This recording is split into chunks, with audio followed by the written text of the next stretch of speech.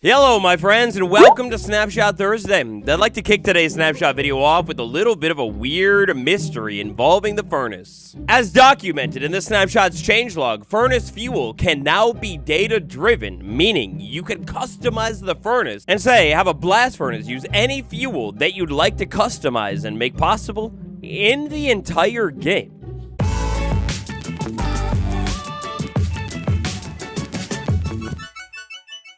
But here's the catch. What is possible with this data driving of fuels actually extends far beyond just the furnace and the blast. So kicking things off here with cooking fuel. This is used inside of a furnace. You could go ahead and put literally anything that you want in here, and you can even customize how many things it should smell. Could this be the setup for some sort of furnace rework where one single piece of coal inside of a blast furnace doesn't just cook 8 items? Well, yes. Could this also be the setup for certain types of fuel maybe getting different amounts of things burned? Well, also yes. But oddly enough, beyond that, we have a new type of fuel in the game as well called brewing fuel. This is now going to allow for a customization of the brewing stand like we have never been able to do before. Oh, but Brewing Stand, you hold that thought, we'll get back to it. Welcome to Snapshot Thursday, my dudes. If you haven't already, smash that like button. We're going for over 667 likes. Would never want to land on that number below. And yes, Snapshot Thursday. If you haven't heard, the Minecraft developers are on vacation in Sweden right now, which means the Snapshot schedule is going to be a little bit out of wonk over these next few weeks. AKA, you never know when a Minecraft Snapshot should drop, so all the more reason to subscribe. Now, if you check out this snapshot, be careful. We do know of a couple of issues that are happening. For example, exiting full screen mode on Windows can crash your game sometimes, and entering full screen can crash the game on Wayland. Alrighty, so our first big update has to do with an update to the game modes that we have in the game. Spectator mode. I'm in Spectator. Previously, if I moved through a portal, nothing would happen, like I couldn't teleport or anything. Now, if I move through a portal, well, nothing is happening. But what I can do in Spectator here is I can interact with the portal. Like I click on the portal, and then there we go. We could teleport through it. So I could not only fly right through it and move around, but I can interact here to move through it. Ooh, now in the snapshot of the armadillo, it gets a little bit smarter. You see, previously, if the armadillo was in water, and then I freaked it out, like I ran around near it, it would go into a ball and just sit under the water and then eventually start drowning. Now the armadillo, even if I'm running around and like scaring it, slaughtering it here, it's never going to ball up in the water. Meanwhile, if it's on the land, well, yeah, the ball functionality will absolutely still work. If you've got a dillo in a ball formation and you send it into the water, well, immediately it will pop out of the ball and try and pathfind back over to the land. Oh man, now you saw it in the title, we talked about it earlier this week. Today, in the snapshot, cushions have officially been nerfed. Alright, so over here in my dappled drop flat, I'd like to go ahead and first start by showing you what will work with the cushion still. Let's say I have a cushion and I want to put it on a slab. Yes, that'll work, and of course a full block as well. If I have a staircase and I want to put it down there or up there, yeah, that still works. A fence down there or up there, that's good. A trap door, we could put it down low. Or we could put it right up on top of the trap door, that's good. And it's pretty much the same exact thing with a door there. You could put it up top or down low. Something that gets a little bit more advanced, like let's say the anvil over here. Yes, all placements for the anvil that previously worked will still work in this snapshot. So every single flat surface, that's golden. They preserved that. Maybe even a block that gets a little bit more advanced, like a grindstone. You see how we got a flat part up there? Well, it can go on the flat part there. It could go on the flat part down there if there wasn't a cushion in the way. And then the flat part all the way down there, too. That absolutely still works. Cushion update. Let's say we had a composter and we want to put it on the floor in a composter. Yes, that works. If I have a composter and I compost log it, like bump it up one layer, want to put it down low, absolutely. Maybe 2 layers, same exact thing. This is going to go for every single layer of the composter. No matter how far you fill it up or don't fill it up, the cushion will rise every single time we say add an additional layer to the composter. However, what will not work anymore is sub-pixel placement. I'm aiming inside of a composter, trying to put it like literally anywhere. It does not work. Sub-pixel placement was also being pulled off with the cauldron. Essentially, you could put a cushion inside of a cauldron on the floor of the thing, or you could aim at the side and put it literally anywhere on any level of the cauldron. Well, that no longer works. You could only put the cushion on a flat surface as was intended.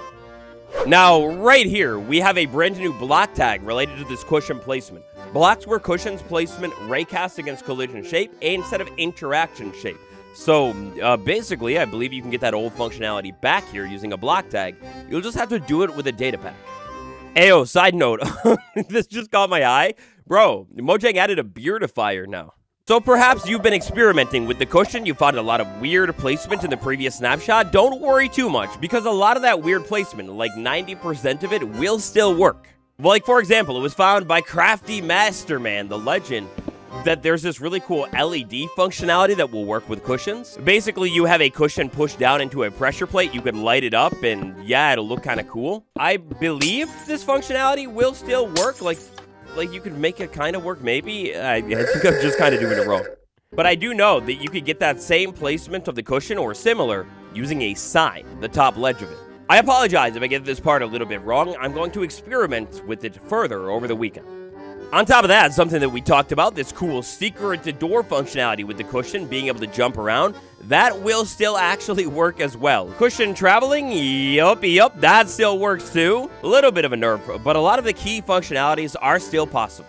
And actually, while we're at it, the lectern has a brand new placeable spot for the cushion, so you can put it on the flat part down low. You can put it on this medium flat part, or the low one, then the medium one, or the very high flat part of the cushion as well. It's a little tricky to get targeted, but you could pull it off for sure.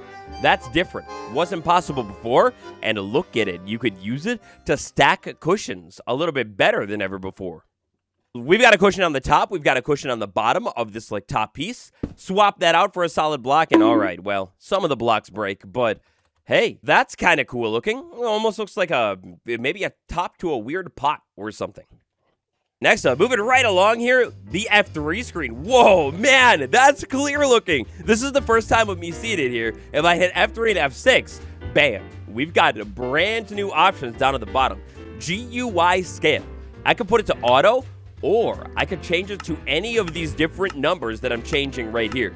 If I put it to 1, oh my gosh, it's minuscule. Like, I could barely see it on screen. But if I want to, I could go ahead and adjust it, maybe set it back to what it was before, which I think would have been 3 for me. Or I could put it somewhere in the middle. I quite like this smaller, less obstructive F3 screen. That's pretty cool. What I'm curious about, I have a day counter in the top corner, always on. Oh, it changes that too. So the day counter, if I have something set to always on and I put it to 1, really tiny, it's in the top corner, but really small, even if my screen isn't open to there. Wow, that's actually pretty nice. And yeah, in case you weren't keyed into what was happening there, I was changing that independent of whatever my other GUI settings are, wherever they are. Now today, I have a little update on vibrant visuals going on here from this random person on Twitter. But more importantly, Mojang developer Low Skill Camper. This went down inside of a Discord server. The initial thing that sparked this response is the default rendering engine switching back to Vulkan in 26.3? So this is in relation to a change that was made in the snapshots for 26.2. If you can remember, inside of video settings right here, graphics API, we could change it to Vulkan right here. It's back in the snapshots. Vulkan is going to be the new rendering engine that is setting up for vibrant visuals. OpenGL is the old one or the current one. Will we be switching back to it for 26.3? No, we've collected many crashes and bug reports. Whenever they can resolve the most important ones, they will switch back to Vulkan being default. It'll happen very early in a future snapshot cycle, so not this one. And that, reading in between the lines, just about confirms it. Vibrant visuals will not make its way into the game in this next update. You see, I could be wrong, but I believe that Vibrant Visuals is dependent upon Vulkan rendering, at least in some form, how the developers are setting it up. And if Vulkan rendering isn't going to be default in this next update, not even included in the update due to all of the crashes with it, well then Vibrant Visuals is also not included. It's so sad, man, but I just wish that hopefully we could get a blog post from the developers sometime soon, you know, updating us on the status of Vibrant Visuals Java and what's actually going on here. Next up, popular biome. Have there been any changes to the dappled forest biome this week? No, there have not. Let's move on. Oh man, it feels like it was just yesterday we were taking a look at the creative inventory. The developers were reorganizing it, sorting it around, switching it up. Well, they've gone ahead and done it again. This time, if we can find where the materials are, we have a reorganization. The developers have made it so non-tiered block sets will come first, and then after that, tiered block sets, whatever that means. So for example, inside of building blocks, we have non-tiered mineral blocks and variants. So I think that means like right in here, coal, emerald, and so on. After that, we have refined tiered mineral blocks. So like quartz, you know how you like, I think refined? I don't know. It's a little confusing. And then finally, they have it as copper will come after all of that. This is being taken straight from the changelog right here. Copper blocks continue to be pushed to the end of the order of building blocks because there's just so many of them. They have also changed the ordering of the natural blocks tab so that the inner ordering group goes from the overworld to the nether to the end. So yeah, this is kind of like in line with how the game's natural gameplay or flow would go. We have the overworld, then we eventually get to the nether, and then finally the end, which is, it's literally one block. They have one block inside of the end. Man, I can't help but wonder, with all of this reorganization, are we setting up for even more blocks potentially to be dumped into this inventory sometime soon? That's why we need it more organized? What about that other dimension? Brewing. I want to get back over to it because the developers have continued to change even more brewing related things inside of this snapshot. So we already took a look at the fuel changes. Now we have even more data driving of the brewing stand itself. You could change the total brew time, the total fuel, and the speed multiplier. I don't think a lot of these are actually used in game right now. Look, we know that Mojang is going to update potions, at least their texture, at some point. Last year, they went ahead and made it so potion textures could be individualized and not just basically recolored. Like I could say have a luck potion that is the shape of a clover leaf. I wonder if it's too far to wonder with all of these brewing stand data driving and changes and everything like that, alongside our weird changes to stew in the crafting of it inside of this update. I wonder if the other focus of this update could be the brewing system. I mean, look, it could kind of make sense. We've got an update with mushrooms added to the game, and I don't know, they kind of relate to that whole brewing stuff with the sus stew and whatever. No hard-cold answers here inside of the snapshot video today, but no matter what, they are changing a lot. Data driving, adjusting, so much to do with the brewing stand and potions inside of this update. World generation. Mama, wow, this is a long changelog. If you couldn't tell by this point in the video, the snapshot is very technical today. This seems to be sort of like a gap in between major content snapshots here. The developers have data-driven and changed so much involving world generation and the world in general. There are new trigger events for things like lightning strikes and so on, recipe unlocking events that we could change, advancement locations, you know, so you could tie up to like blocks in the world. There is so much going on here with world generation. That's what that beard stuff was that I was talking about earlier. We could change stew effects, loot tables. It's actually insane. Whatever the heck Mojang is doing with the data driving of literally everything involving world generation, well, I cannot help but wonder if we will have a new world that we'll need to generate sometime soon, and we're going to want to be able to customize it.